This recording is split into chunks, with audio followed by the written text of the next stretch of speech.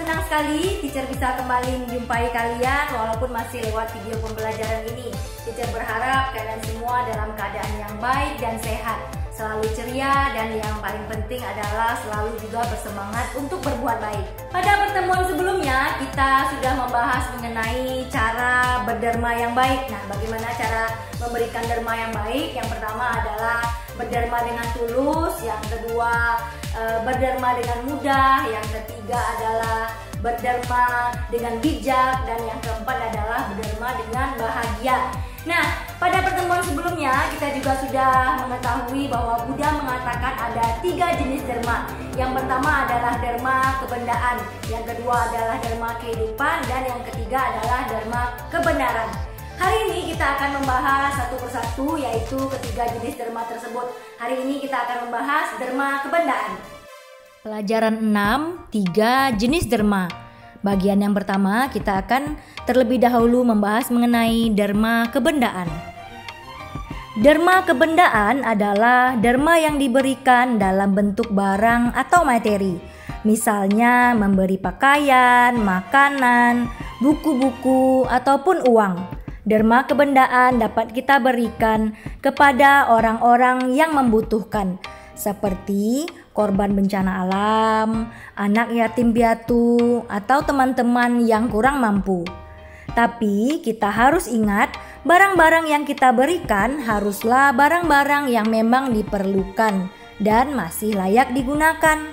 Kita tidak boleh memberikan barang yang sudah rusak, misalnya memberikan makanan yang sudah basi atau pakaian yang sudah tidak layak pakai lagi. Nah, tentunya kalau makanan basi ini justru akan menimbulkan masalah baru bagi penerima dana tersebut.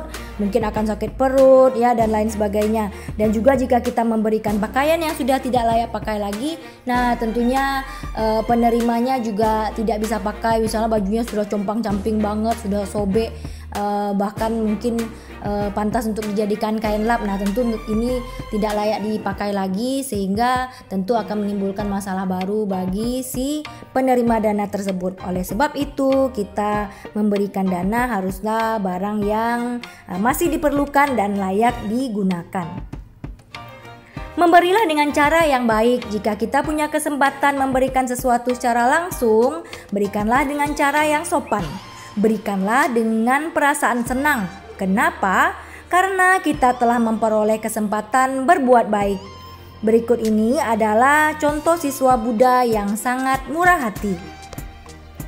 Suatu fajar di hutan bambu di Rajagaha, saat bermeditasi jalan, Buddha melihat seorang laki-laki datang. Buddha memanggilnya, "Mari Sudatta." Pria itu terkejut. Kenapa Buddha tahu namanya? Nah, dengan bahagia dan penuh harap, ia mendekati Buddha dan bersujud. Buddha lalu mengajarkan Dhamma kepada Sudatta. Setelah mendengarkan Dhamma, Sudatta berseru gembira. Menakjubkan Bante. Ia lalu berlindung kepada Triratna. Nah, Triratna terdiri dari Buddha, Dharma, dan Sangha. Sudatta mengundang Buddha dan para biku untuk menerima derma makanan darinya. Saat makan siang, Sudatta mengundang para biku, Buddha dan para biku untuk tinggal di Sawati selama musim hujan. Di Sawati, Sudatta telah menyiapkan sebuah wihara.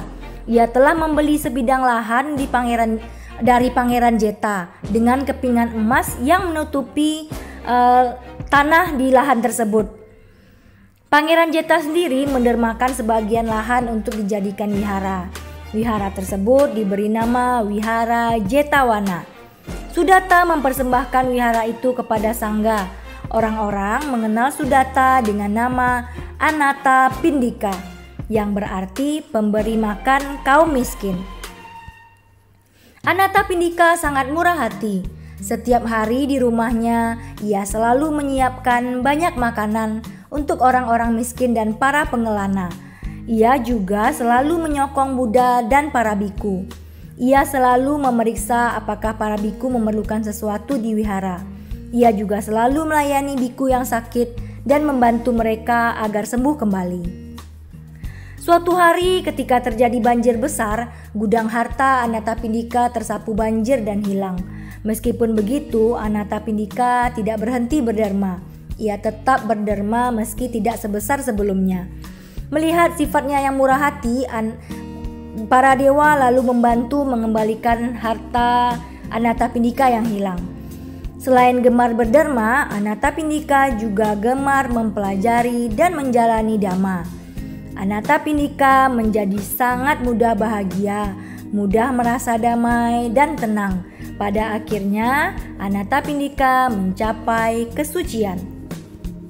Nah, itulah anak-anak apa yang disebut dengan derma kebendaan atau derma berupa materi. Bisa diberikan berupa makanan, pakaian, ataupun uang. Nah, di sana juga tadi teacher ada membacakan cerita mengenai seseorang yang sangat murah hati yang bernama Anathapindika. Nah, kisah Anathapindika ini sangat terkenal dalam kehidupan Buddha karena Anathapindika adalah seorang yang murah hati, terkenal dengan murah hatinya. Beliau mendermakan sebuah wihara yang disebut dengan wihara Jetawana. Nah, wihara Jetawana itu saat ingin membelinya, cara membayarnya adalah dengan menutupi seluruh lahan tersebut dengan kepingan uang emas. Nah, itulah harga dari sebidang tanah yang nantinya akan dijadikan wihara Jetawana. Nah, kisah ini sangat populer dalam kisah hidup Buddha. Teacher berharap kalian bisa mengambil hikmah dan makna dari kisah dari Anathapindika yang murah hati ini. Teacher yakin kalian semua mulai dari sejak dini ingin sekali belajar untuk menjadi orang yang murah hati. Selanjutnya pada buku Ehipasiko halaman 81 ada sebuah gambar Meta yang memegang sebuah kardus kosong. Nah, ceritanya adalah Meta ini melihat ada bencana alam di televisi dan Meta ingin sekali memberikan bantuan. Nah, teacher meminta kalian untuk memikirkan kira-kira benda-benda apa yang cocok untuk disumbangkan kepada korban bencana alam. Nah, teacher yakin kalian semua bisa mengerjakannya dengan baik dan benar, dan juga mengambil hikmah dan makna dari materi kita pada hari ini. Terima kasih atas perhatiannya.